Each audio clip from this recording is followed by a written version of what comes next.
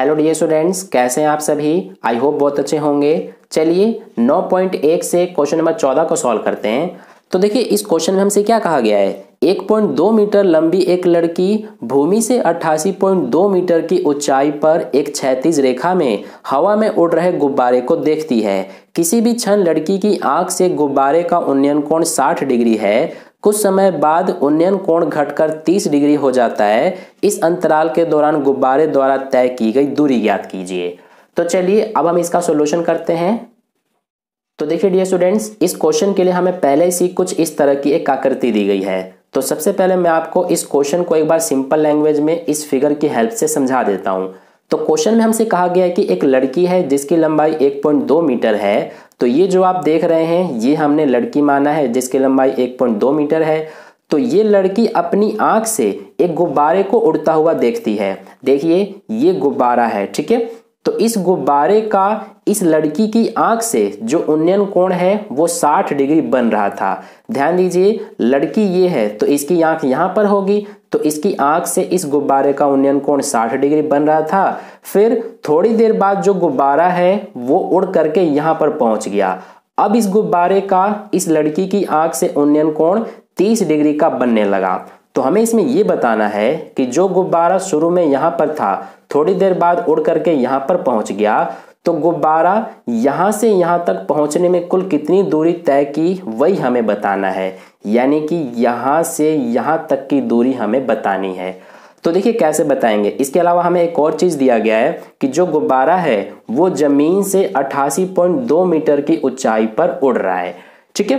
तो चलिए अब हम इसका सॉल्यूशन करते हैं। सबसे पहले हम इसका नाम दे देते हैं। इस बिंदु का नाम दे देते हैं हम ए, इसी तरह से इस बिंदु का नाम दे देते हैं बी, ये हो जाएगा सी। इसका नाम दे देते हैं डी, ये ई, ऐसे ही ये एफ और ये जी। इसका भी नाम दे देते हैं एच, ठीक है। अब देखिए आगे करते हैं। सबसे पहले हम क्या करेंगे, इसमें जो हमें दिया गया है वो हम लिख लेते हैं। तो हमें जो ये गुब्बारा है इसकी जमीन से ऊंचाई 88.2 मीटर दी गई है। तो इसी को सबसे पहले हम लिख लेते हैं। क्या लिखेंगे, गुब्बारे की ऊंचाई। तो गुब्बारे की ऊंचाई यानी कि डी जी, क्योंकि देखिए गुब्बारे की ऊंचाई यहां से यहां तक है यानी कि डी जी। तो ये हमें दिया है 88.2 मीटर। इसके अलावा हमें जो ये लड़की है इसकी भी ऊंचाई दी गई है। तो यहाँ पर लिख लेते हैं ये भी लड़की की ऊंचाई। तो लड़की की ऊंचाई का मतलब है ये हमारा सी एफ है। तो यहाँ पर लिखेंगे सी एफ। अब देखिए जो सी एफ है इसके बराबर में ये ई जी होगा, ठीक है, क्योंकि जितना ये है उतने का ये भी होगा। तो इसके बराबर में हम ई जी लिख सकते हैं और ये है 1.2 मीटर। अब देखिए हम क्या करेंगे, इसमें हम दो त्रिभुजों को लेंगे सॉल्व करने के लिए। एक तो ये पूरा बड़ा वाला त्रिभुज, त्रिभुज डी ई सी, और एक ये छोटा वाला त्रिभुज ए बी सी।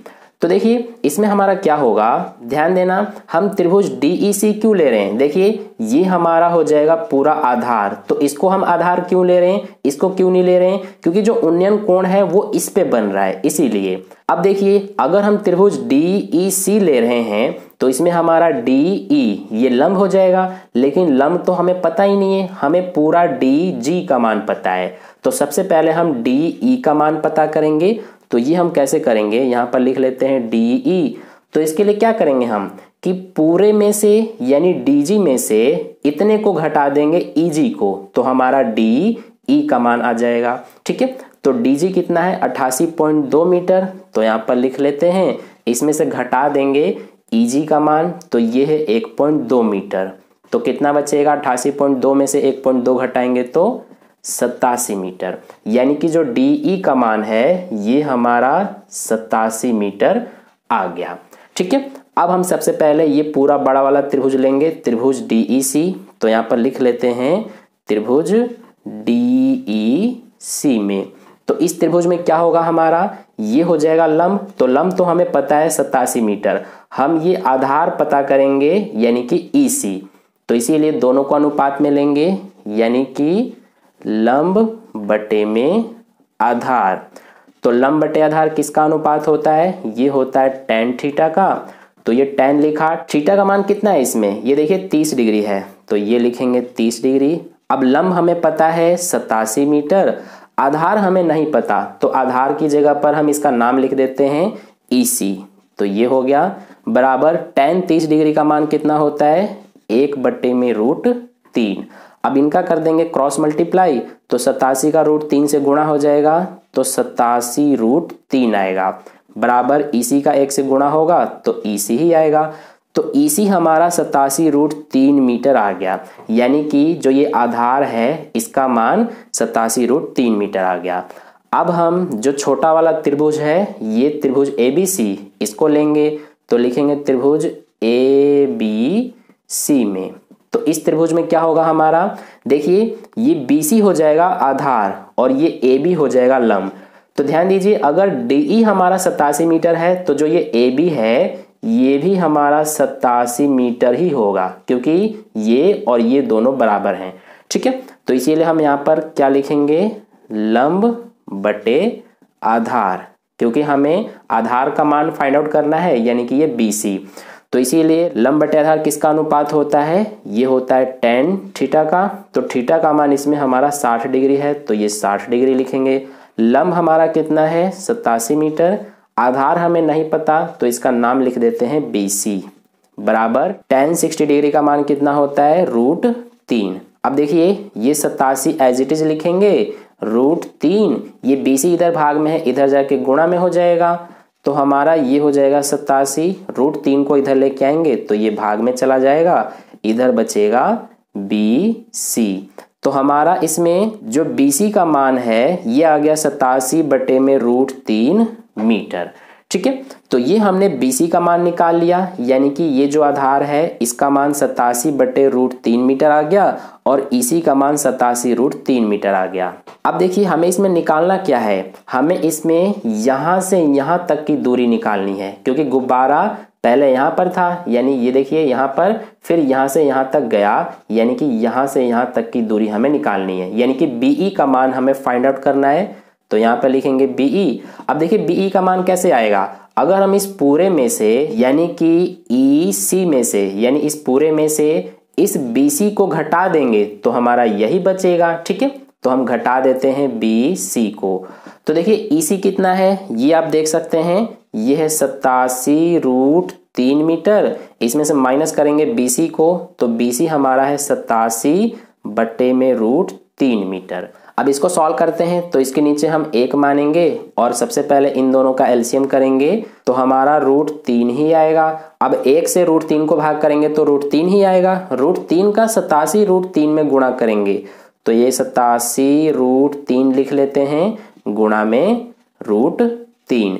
ये देखिए ये वाला जो है ये हमने ये वाला उतारा है, और ये √3 कैसे आया, हमने 1 से √3 को भाग किया तो √3 ही आएगा, तो वही √3 ये वाला है। ठीक है, फिर माइनस में √3 से √3 को भाग करेंगे तो 1 आएगा, 1 का 87 से गुणा करेंगे तो 87 ही आएगा।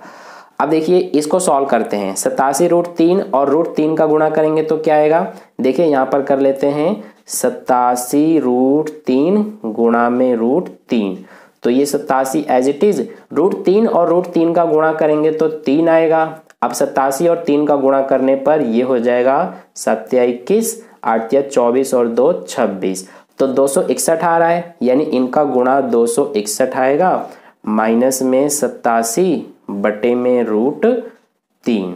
अब इसको आगे सॉल्व करते हैं, तो 261 में से 87 घटाएंगे तो ये आ जाएगा 4, यहाँ पर बचेगा 7 और ये 1, यानी 174 बटे में क्या है √3। अब ध्यान देना हमारा इसमें जो आंसर है वो 174 बटे में √3 आ रहा है। तो इसमें आप क्या देख रहे हैं कि बटे में यानी कि हर में रूट लगा हुआ है, तो इस रूट को हटाने के लिए हम क्या करते हैं कि हर का प्रमेयकरण करते हैं, यानी कि इसका ऊपर भी गुणा और नीचे भी गुणा कर देते हैं। तो देखिए क्या आएगा, अब हमारा 174 का √3 से गुणा हो जाएगा, तो ये हमारा 174√3 रहेगा, और √3 का गुणा करेंगे तो 3 आएगा। अब यहाँ पर ये दोनों कट रहे हैं 3 के पहाड़े से, ये 3 एकम 3, ये 3 पंजे 15 और 3 अठे 24, यानी कि 58 बार में, तो क्या बचा 58√3।